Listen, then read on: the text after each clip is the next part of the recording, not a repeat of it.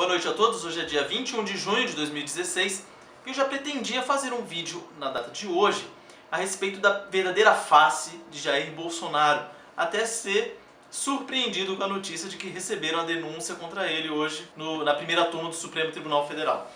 Deixa eu falar rapidinho o que eu ia falar para não perder o fio da meada. Eu já ia dizer aqui a verdadeira face de Jair Bolsonaro, tendo em vista que muitas pessoas estavam falando que ele precisaria melhorar o seu discurso, porque assim não seria eleito e etc e tal. Na minha opinião, o Jair Bolsonaro, além de ser um pré-candidato à presidência em 2018, ele é mais do que isso. Para mim, ele é um salvador da pátria.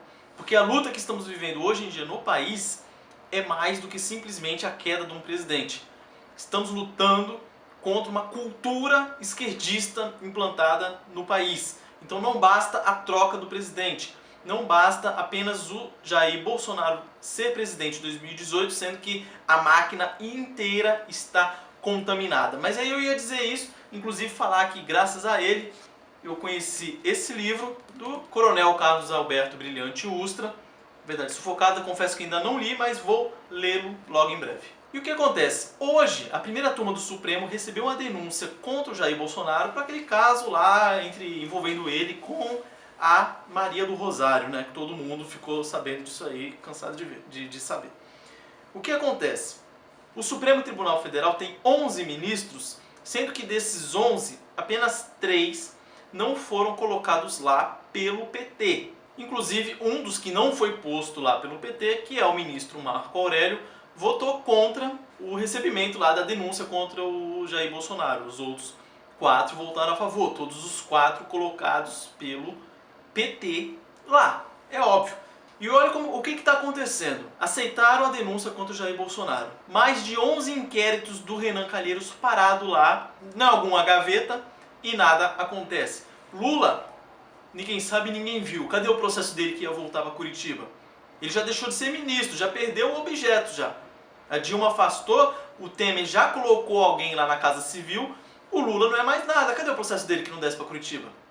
E aí, o que eles estão querendo fazer? Estão querendo macular a imagem do Jair Bolsonaro.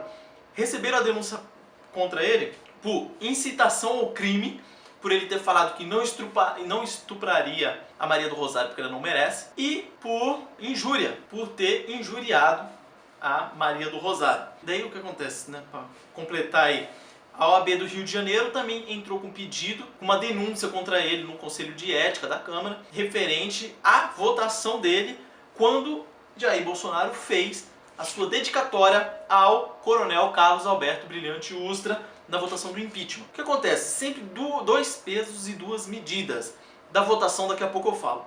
Mas nesse caso aí da denúncia que foi recebida hoje, nada a ver. Nada a ver. Ele não incitou nada. Tanto que o projeto de castração química de estuprador, para aumentar a pena do estuprador, é de autoria dele, que está lá parada. O ministro Marco Aurélio foi excelente na votação dele. Veja o que o Marco Aurélio disse. Marco Aurélio lembrou que a fala de Bolsonaro foi dada em resposta a Maria do Rosário, que o chamou de estuprador. Então, se ele injuriou, ela também injuriou ele. Quando ele defendia penas maiores para condenados por violência sexual. Olha lá, abre aspas. Marco Aurélio disse: precisamos considerar o contexto, que inicialmente se apontou que Bolsonaro seria um estuprador. Ela acusou ele. E ele tão somente se defendeu. Se defendeu estarrecido de ser enquadrado como tal e acrescentou que não a estupraria. O que tivemos aqui foi arroubo de retórica, afirmou ele.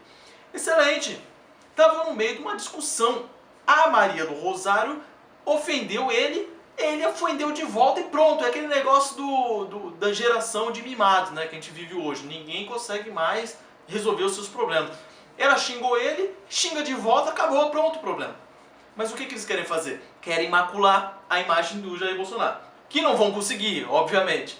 Cada vez que tentam bater nele, ele se fortalece mais, graças a Deus. Se é para receber a denúncia contra ele por apologia ao crime, então cadê o recebimento da denúncia aí no comum, porque não tem foro privilegiado, então não é o Supremo, mas daquele safado presidente da CUT lá que disse o seguinte, Wagner Freitas, presidente da CUT: somos defensores da unidade nacional, da construção de um projeto de desenvolvimento para todos e para todas.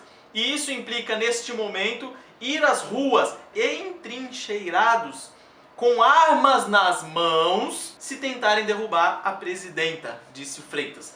Cadê que respondeu por crime de apologia ao crime, que foi muito mais grave, ao meu ver, do que o suposto crime que o Jair Bolsonaro cometeu, que não cometeu, no meu ponto de vista. Vamos lá para a votação do impeachment. Bolsonaro fez uma referência a um coronel da ativa do Exército que, aos trancos e barrancos, conseguiu impedir o crescimento do comunismo no país, escreveu livro, vários inclusive, e aí trata ele como um torturador, e aí querem caçar também o mandato do Jair Bolsonaro no Conselho de Ética por causa disso, sendo que aquele político do PSOL do Rio de Janeiro, Glauber Braga, fez referência a Carlos Marighella e afins, vários guerrilheiros da época do regime militar. 2 pesos, 2 medidas? Por quê? Eu imprimi essa bosta aqui, manual do guerrilheiro urbano aqui, mini manual do guerrilheiro urbano, escrito pelo tal do Carlos Marighella, que ele fez referência na votação, e vou ler só um parágrafo para vocês. Ó. Quais os objetivos básicos do guerrilheiro urbano, segundo ele? Objetivos essenciais. 1. A exterminação física dos chefes e assistentes das Forças Armadas e da polícia. 2.